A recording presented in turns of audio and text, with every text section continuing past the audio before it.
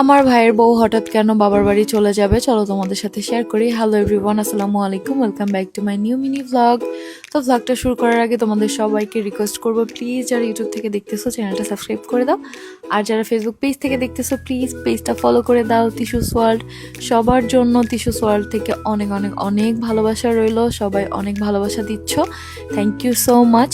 তো দেখো ঘুম থেকে উঠে কিন্তু রেডি হয়ে গেছি, আর আমার চুলে এতগুলা তেল দেয়া, আর এখানে আমার ভাইয়ের বউকে নিয়ে আমি চলে যাচ্ছি কালার্স ওয়ার্ল্ডের পিঙ্ক ভিলায় হেয়ার ওয়াশ করার জন্য। হেয়ার ওয়াশ করে দুইজনই এখান থেকে ওকে দিয়ে আসবো আম্মুর বাসায়, দেন আমি চলে যাব আমার বাসায়, ওকে আম্মুর বাসায় দিয়ে আসবো, কারণ আগামীকালকে চলে যাবে ওর বাবার বাড়ি, ওর আম্মু ওকে নিতে আসবে।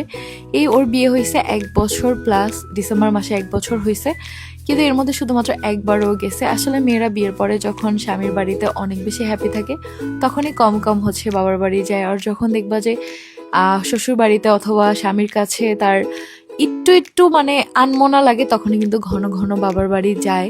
যেমন আমিও কিন্তু এই 4 বছরে খুব কম আমার আম্মুর কাছে যেয়ে থাকছি, সেটা তো তোমরা সবাই ব্লগে দেখোই।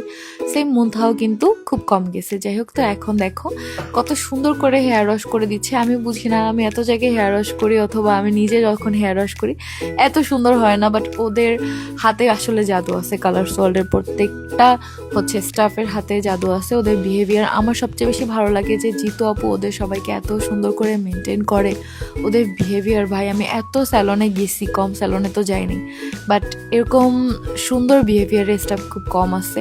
এটা আসলে সম্পূর্ণ ক্রেডিট জিতু আপুর। জিতু আপু খুব সুন্দর করে ওদের সবাইকে ট্রেনিং করায়, কিভাবে আমাদের সাথে বিহেভিয়ার করবে, কিভাবে ডিল করবে, সব কিছু দেখবা যতই যা হোক ওরা কখনো রুড হয় না, কখনো রাগ করে না, হাসি মুখে তোমাদের সাথে কথা বলে, তোমাদেরকে সার্ভিস দেয়। যারা রেগুলার কালার্স ওয়ার্ল্ডের কাস্টমার আসো তারা এটা খুব ভালো জানবা। যারা রেগুলার কালার্স ওয়ার্ল্ডের 3টা আউটলেটই কম বেশি যাও। কালার্স ওয়ার্ল্ডের 3টা আউটলেট কিন্তু, একটা বাজার রোডে আর 2টা কিন্তু থানা রোডে। আমি কিন্তু আসছি এখন কালার্স ওয়ার্ল্ডের পিঙ্ক ভিলাতে, আমি কিন্তু পেজটা মেনশন করে দিব। তোমরাও কিন্তু চাইলে যে কোনো সার্ভিস নেওয়ার জন্য ঈদের আগে নিজেদের সুন্দর করার জন্য চলে যেতে পারো কালার্স ওয়ার্ল্ডের পিঙ্ক ভিলায় অথবা যে কোনো আউটলেটে। আর তাদের প্রত্যেকটা আউটলেটেই কিন্তু সব কিছু পাওয়া যায়, হেয়ার কেয়ার আইটেম, স্কিন কেয়ারের যে কোনো আইটেম কিন্তু তাদের কাছে তোমরা অ্যাভেলেবেল পেয়ে যাবা, ভালো ভালো ব্র্যান্ডের। তো আমি কিন্তু আমার হেয়ারের মাঝে মাঝে যে কোনো শ্যাম্পু অথবা কন্ডিশনার, সিরাম তাদের থেকে নিয়ে থাকি, অনেক বেশি ভালো লাগে। আর এখানে এত সুন্দর সুন্দর ব্যাকগ্রাউন্ডে ছবি অথবা রিলস করা যায়, যেটা তোমরা দেখলেই বুঝতে পারবা। দীর্ঘ 4 বছর ধরে কিন্তু আমি কালার্স ওয়ার্ল্ডের সাথে আসছি, এবং আমার প্রত্যেকটা ফ্যামিলি মেম্বার, মেয়েরা যেমন আমার আম্মু, দেন আমার ভাইয়ের বউ, সবাই কিন্তু সবসময় কালার্স ওয়ার্ল্ড থেকেই আমরা সার্ভিস নেই। সাভারে যখনই আমরা আমাদের যে কোনো সার্ভিস, যেমন প্রতি মাসে আমি কিন্তু 2বার ম্যানিকিউর পেডিকিউর করি, ফেসিয়াল করি, আর আমার হেয়ার ওয়াশ তো আমি প্রতি সপ্তাহে 1বার করি। এটা তো তোমরা রেগুলার ভ্লগ যারা দেখো তারা জানোই। সবই কিন্তু আমি কালার্স ওয়ার্ল্ডেই সবসময় যাই। ওদের ম্যানিকিউর পেডিকিউরে ওরা এত সুন্দর সার্ভিস দেয়, হাত পায়ের যত্ন নেওয়ার জন্য একদম পারফেক্ট জায়গা। এছাড়া আমার চুলের যেই ট্রিটমেন্টটা আমি করছিলাম ক্যানভো ডিপ শাইন, সেটাও কিন্তু আমি কালার্স ওয়ার্ল্ড পিঙ্ক ভিলা থেকেই করছি। তো এটা তো তোমরা দেখতেছো আমার চুল কিন্তু 1 বছর প্লাস হয়ে গেছে ট্রিটমেন্ট করা, এখনো কত সুন্দর আছে, এখনো কিন্তু বোঝা যাচ্ছে যে একদম মানে নতুন নতুন আমি ট্রিটমেন্ট করছি, এত সুন্দর আছে। এবং আমার চুল কিন্তু এক তিল পরিমাণ নষ্ট হয় নাই, মাশাআল্লাহ। সো তোমরা কিন্তু চুলের যে কোনো সার্ভিস নিতে পারো।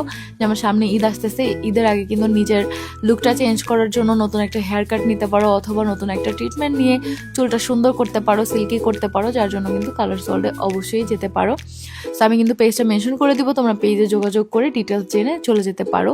তো এরপরে মুন্থাকে নামাই দিয়ে রেডি কলোনি থেকে রিক্সা উঠাই দিয়ে আমি চলে আসি বাসায় এসে দেখতেছি ইফতারির প্রস্তুতি চলতেছে, হালুয়া বানানো হচ্ছে, এর মধ্যে গতকালকে পায়েস রান্না করা হয়েছে, তারপর আবার সেমাই রান্না করা হয়েছে, মানে আজকে অনেক অনেক মিষ্টি আইটেম আর সাথে ঝাল আইটেম তো আছে।